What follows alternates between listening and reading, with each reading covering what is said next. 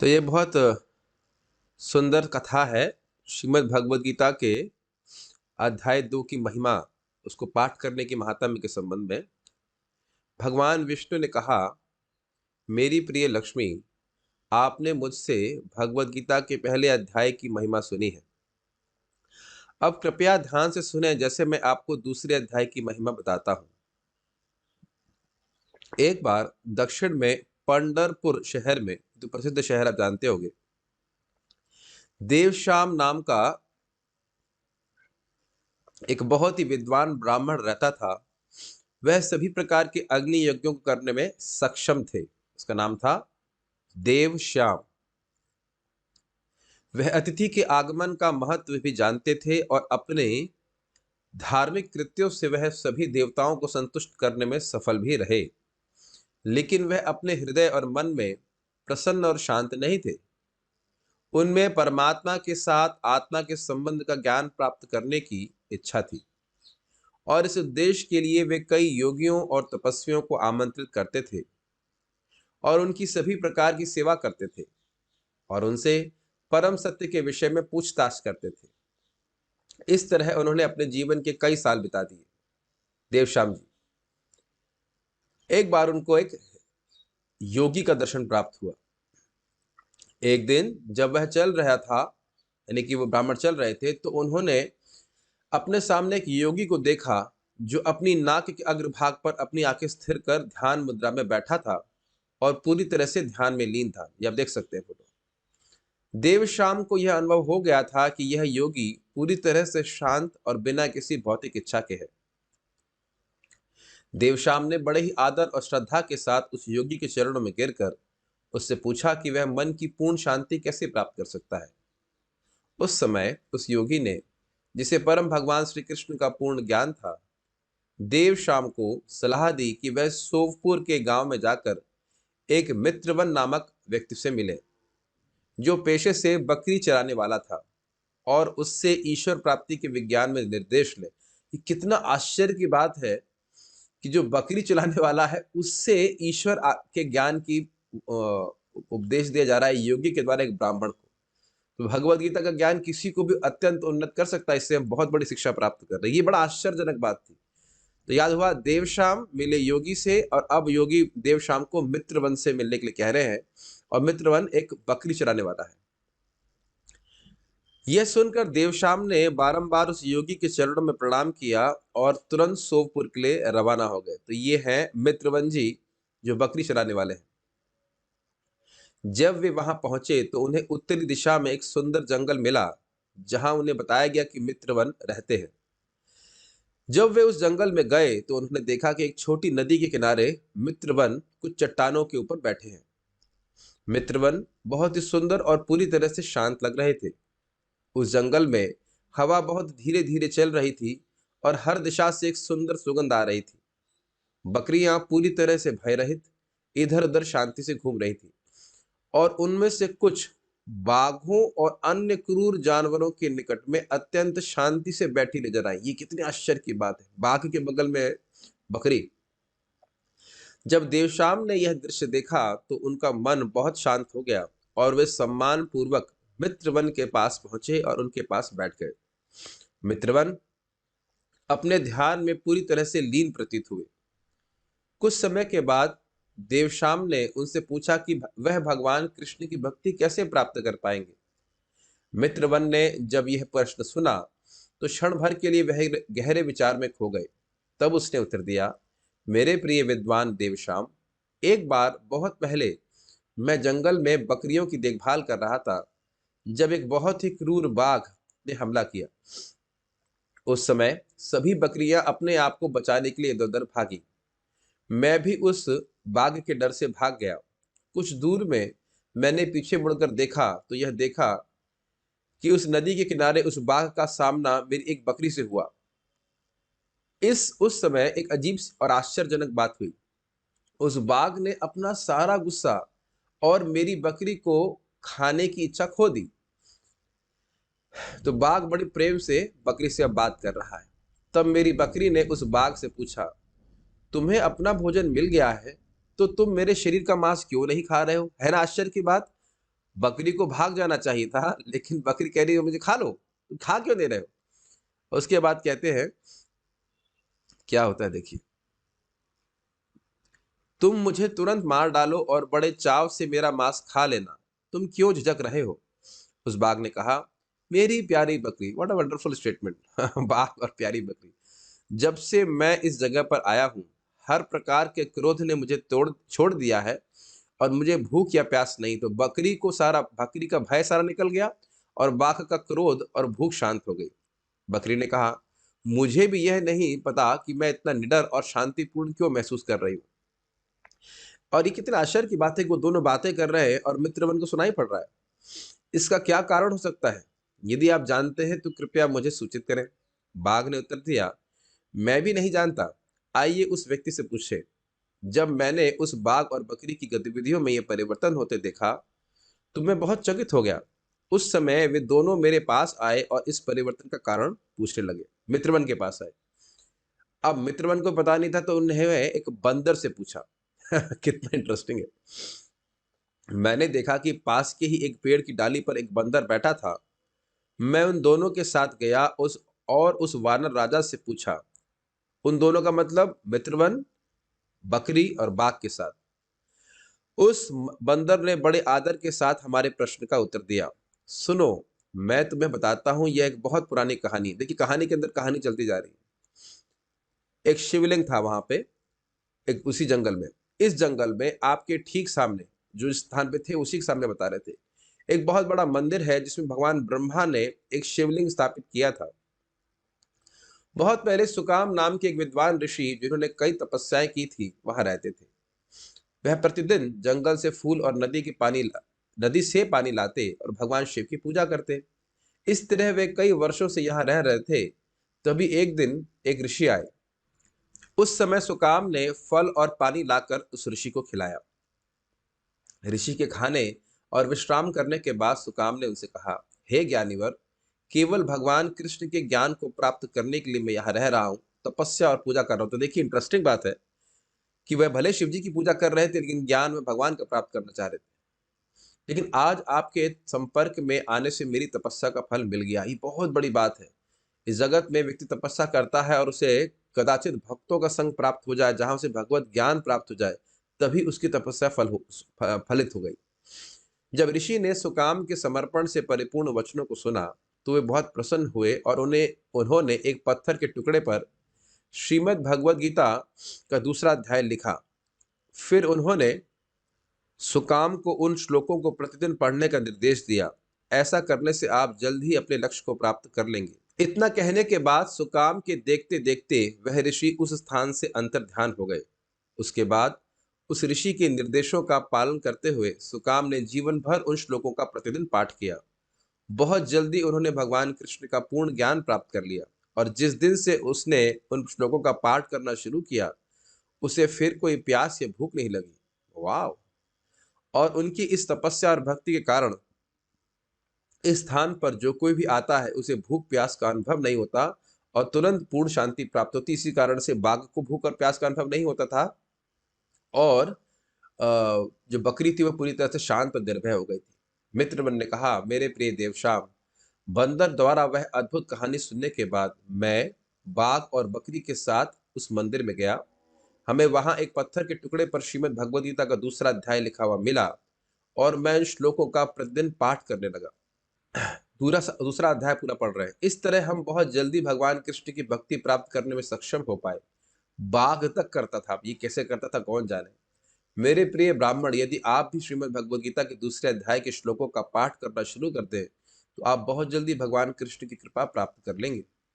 भगवान विष्णु ने कहा, मेरी प्यारी लक्ष्मी, इस तरह देवश्याम ने मित्रवन से ज्ञान प्राप्त किया और उस महान आत्मा की पूजा करने के बाद वे पंढरपुर लौट आए और प्रतिदिन भगवद गीता के दूसरे अध्याय का पाठ किया। और जो कोई भी पंढरपुर जाता था, देव शाम सबसे पहले उसके सामने श्रीमद् भगवद गीता का दूसरा अध्याय पढ़ते थे। इस तरह देव शाम को भगवान कृष्ण के चरण कमलों की प्राप्ति हुई। मेरी प्यारी लक्ष्मी, ये श्रीमद् भगवद गीता के दूसरे अध्याय की महिमा है। एक बात हमें महत्वपूर्ण है कि कभी कभी व्यक्ति सोचेगा, हमें इस प्रकार का अनुभव क्यों नहीं प्राप्त हो रहा है। इससे कोई फर्क नहीं पड़ता। ये ध्यान समझिए कि सारी बातें सत्य है और ये हर एक के संग नहीं घटित होंगी, लेकिन किसी के संग कभी भी घटित हो सकती है, तो इसलिए अश्रद्धा नहीं रखना चाहिए। हम भगवान की भगवद गीता का अध्याय का पाठ करते हैं तो निश्चित रूप से हम भगवान की कृपा को जरूर प्राप्त करेंगे, करते हैं, कर रहे हैं।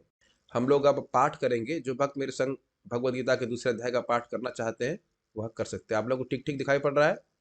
Can you see that? So if you want you can chant with me. बहुत से भक्त तो पूरे भगवद गीता के पूरे अध्याय को करते हैं। ठीक है, तो हम लोग करेंगे। संजय उवाच तं तथा कृपयाविष्टम् अश्रुपूर्णाकुलेक्षणम् विषीदन्तम् इदं वाक्यम् उवाच मधुसूदनः। श्रीभगवानुवाच कुतस्त्वा कश्मलमिदं विषमे समुपस्थितम् अनार्यजुष्टमस्वर्ग्यम् अकीर्तिकरमर्जुन। क्लैब्यमास्मगमः पार्थ नैतत्त्वय्युपपद्यते क्षुद्रं हृदय दौर्बल्यं त्यक्तोत्तिष्ठ परन्तप। अर्जुन उवाच कथं भीष्मम् अहं सङ्ख्ये द्रोणं च मधुसूदन इषुभिः प्रतियोत्स्यामि पूजार्हा वरिसूदन। गुरून् हत्वा हि महानुभावान् श्रेयो भोक्तुं भैक्ष्यमपीह लोके हत्वार्थकामांस्तु गुरून्निहैव भुञ्जीय भोगान् रुधिरप्रदिग्धान्।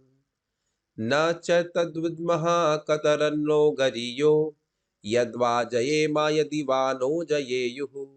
यानेव हत्वा निजजीविषामास्तेव स्थितः प्रमुखे धार्तराष्ट्राः। कार्पण्यदोषोपहतः स्वभावः पृच्छामि त्वां धर्मसम्मूढचेताः। यच्छ्रेयस्यानिश्चितं ब्रूहि तन्मे शिष्यस्तेऽहं शाधि मां त्वां प्रपन्नम्। न हि प्रपश्यामि ममापनुद्यात् यच्छोकमुच्छोषणमिन्द्रियाणाम् अवाप्य भूमा वसपत्नवृद्धं राज्यं सुराणामपि चाधिपत्यम्। संजय उवाच एवं उक्त्वा ऋषिकेशं गुडाकेशः परन्तपः न योऽस्य इति गोविन्दम् उक्त्वा तूष्णीं बभूवः। तमुवाच ऋषिकेशः प्रहसन्निव भारत सेनयोर्भयोर्मध्ये विषिदन्तमिदं वचः। श्रीभगवानुवाच अशोच्यानन्वशोचस्त्वं प्रज्ञावादांश्च भाषसे गतासु न गतासूंश्च नानुशोचन्ति पण्डिताः। न त्विवाहं जातु नासं न त्वं नेमे जनाधिपाः न चैव न भविष्यामः सर्वे वयमतः परम्। देहिनोऽस्मिन् यथा देहे कौमारं यौवनं जरा तथा देहान्तरप्राप्तिर्धीरस्तत्र न मुह्यति।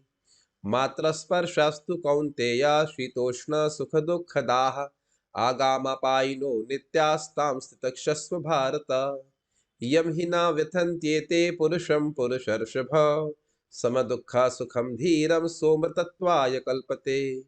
न सतो विद्यते भावो न भावो विद्यते सतः उभयोरपि दृष्टोऽन्तस्त्वन्योस्तत्त्वदर्शिभिः। अविनाशी तु तद्विद्धि येन सर्वमिदं ततं विनाशम् अव्ययस्यास्य न कश्चित् कर्तुमर्हति। अन्तवन्त इमे देहा नित्यस्योक्तः शरीरिणः अनाशिनो अप्रमेयस्य तस्माद्युद्धस्व भारत। य एनं वेत्ति हन्तारं यश्चैनं मन्यते हतम् उभौ तौ न विजानीतो नायं हन्ति न हन्यते। न जायते म्रियते वा कदाचित् नायं भूत्वा भविता वा न भूयः। अजो नित्यः शाश्वतोऽयं पुराणो न हन्यते हन्यमाने शरीरे। वेदाविनाशिनं नित्यं य एनम् अजमव्ययम् कथं स पुरुषः पार्थ कं घातयति हन्तिकम्। वासांसि जीर्णानि यथा विहाय नवानि गृह्णाति नरोपराणि तथा शरीराणि विहाय जीर्णानि अन्यानि संयाति नवानि देहि। नैनं छिन्दन्ति शस्त्राणि नैनं दहति पावकः न चैनं क्लेद्यन्त्यापो न शोषयति मारुतः। अच्छेद्योऽयम् अदाह्योऽयम् अक्लेद्यशोष्य एव च नित्यसर्वगतः स्थाणुरचलोऽयं सनातनः। अव्यक्तोऽयमचिन्त्योऽयम् अविकारोऽयम उच्यते तस्मादेवं विदित्वैनं नानुशोचितुमर्हसि। अथ चैनं नित्यजातं नित्यं वा मन्यसे मृतं तथापि त्वं महाबाहो नैनं शोचितुमर्हसि। जातस्य हि ध्रुवो मृत्युर्ध्रुवं जन्म मृतस्य च तस्माद् परिहार्यार्थे न त्वं शोचितुमर्हसि। अव्यक्तादीनि भूतानि व्यक्तमध्यानि भारत अव्यक्तनिधनान्येव तत्र का परिदेवना। आश्चर्यवत् पश्यति कश्चिदेनम् आश्चर्यवत् वदति तथैव चान्यः आश्चर्यवच्चैनमन्यः शृणोति श्रुत्वाप्येनं वेद न चैव कश्चित्। देहि नित्यम् अवध्योऽयं देहे सर्वस्य भारत तस्मात् सर्वाणि भूतानि न त्वं शोचितुमर्हसि। स्वधर्ममपि चावेक्ष्य न विकम्पितुमर्हसि। धर्मयाद्धि श्रेयो अन्यत् क्षत्रियस्य न विद्यते। यदृच्छया चोपपन्नं स्वर्गद्वारम् अपावृतं सुखिनः क्षत्रियः पार्थ लभन्ते युधमीदृशम्। अथ चेत्त्वमिमं धर्म्यं संग्रामं न करिष्यसि ततः स्वधर्मं कीर्तिं च हित्वा पापमवाप्स्यसि।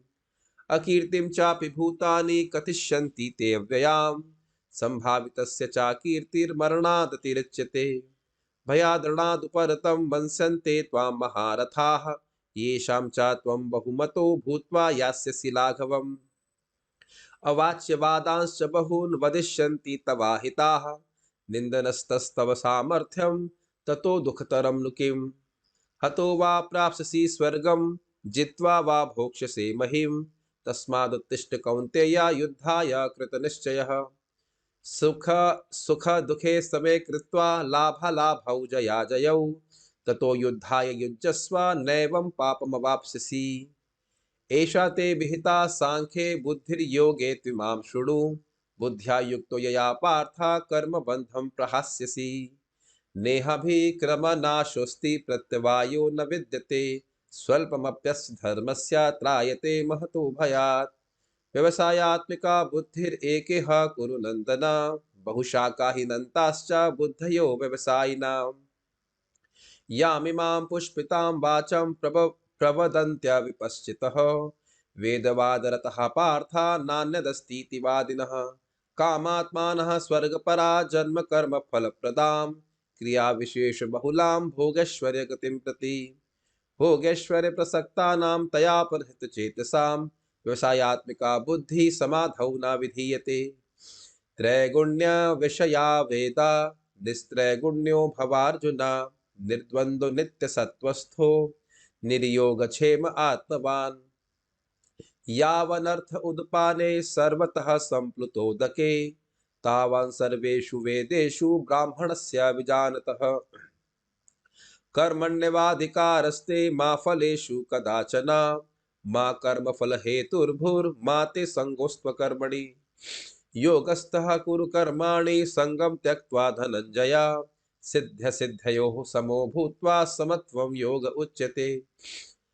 दूरेण ह्यवरं कर्म बुद्धियोगात् धनञ्जय बुद्धौ शरणमन्विच्छ कृपणः फलहेतवः। बुद्धियुक्तो जहातिह उभे सुकृत दुष्कृते तस्माद् योगाय युज्यस्व योगः कर्मसु कौशलम्। कर्मजं बुद्धियुक्ता हि फलं त्यक्त्वा मनीषिणः जन्मबन्ध विनिर्मुक्ताः पदं गच्छन्त्यनामयम्। यदा ते मोहकलिलं बुद्धिर्व्यतितरिष्यति तदा गन्तांसि निर्वेदं श्रोतव्यस्य श्रुतस्य च। श्रुति विप्रतिपन्ना ते यदा स्थास्यति निश्चला समाधावचला बुद्धिस्तदा योगमवाप्स्यसि। अर्जुन उवाच स्थितप्रज्ञस्य का भाषा समाधिस्थस्य केशव स्थितधि किं प्रभाषेत् किमासीत् व्रजेत किम्। श्रीभगवानुवाच प्रजहाति यदा कामान् सर्वान् पार्थमनोगतान् आत्मन्यावात्मना तुष्टः स्थितप्रज्ञस्तदुच्यते। दुःखेषु अनुद्विग्नमनः सुखेषु विगतस्पृहः वीतरागभयक्रोधः स्थितधीरमुनिरुच्यते। यः सर्वत्रानभिस्नेहस्तत्तत्प्राप्य शुभाशुभं नाभिनन्दन्ति नाद्वेष्टि तस्य प्रज्ञा प्रतिष्ठिता। यदा संहरते चायं कुर्मो अङ्गानीव सर्वशः इन्द्रियाणि इन्द्रियार्थेभ्यस्तस्य प्रज्ञा प्रतिष्ठिता विषया विनिवर्तन्ते निराहारस्य देहिनः रसवर्जं रसोऽप्यस्य परं दृष्ट्वा निवर्तते यततो हि अपि कौन्तेय पुरुषस्य विपश्चितः इन्द्रियाणि प्रमाथीनि हरन्ति प्रसभं मनः तानि सर्वाणि संयम्य युक्त आसीत् मत्परः वशे हि यस्येन्द्रियाणि तस्य प्रज्ञा प्रतिष्ठिता ध्यायतो विषयान् पुंसः सङ्गस्तेषूपजायते सङ्गात् सञ्जायते कामः कामात् क्रोधोऽभिजायते क्रोधात् भवति सम्मोहः सम्मोहात् स्मृतिविभ्रमः स्मृतिभ्रंशात् बुद्धिनाशो बुद्धिनाशात् प्रणश्यति रागद्वेषविमुक्तैस्तु विषय इन्द्रियश्चरन् आत्मवैशैर्विधेयात्मा प्रसादमधिगच्छति प्रसाद सर्वदुःखानां हानिरस्योपजायते प्रसन्नचेतसो हि आशु बुद्धिः पर्यवतिष्ठते नास्तिर्बुद्धिरयुक्तस्य न चायुक्तस्य भावना न चाभावयतः शान्तिरशान्तस्य कुतः सुखम् इन्द्रियाणां हि चरतां यन्मनोनुविधीयते ततस्य हरति प्रज्ञां वायुर्नावमिवाम्भसि तस्मादस्य महाबाहो निगृहीतानि सर्वशः इन्द्रियाणि इन्द्रियार्थेभ्यस्तस्य प्रज्ञा प्रतिष्ठिता या निशा सर्वभूतानां तस्यां जागृति संयमी यस्यां जागृति भूतानि सा निशा पश्यतो मुनेः आपूर्यमाणम् अचलप्रतिष्ठं समुद्रमापः प्रविशन्ति यद्वत् तद्वत् कामायं प्रविशन्ति सर्वे स शान्तिमाप्नोति न कामकामी विहाय कामान्यः सर्वान् पुमांश्चरति निःस्पृहः निर्ममो निरहङ्कारः स शान्तिमधिगच्छति एषा ब्राह्मी स्थितिः पार्था नैनां प्राप्य विमुह्यति स्थित्वा स्यामन्तकालेऽपि ब्रह्मनिर्वाणमृच्छति हरे कृष्णा कृष्ण कृष्ण हरे हरे हरे राम राम राम हरे हरे।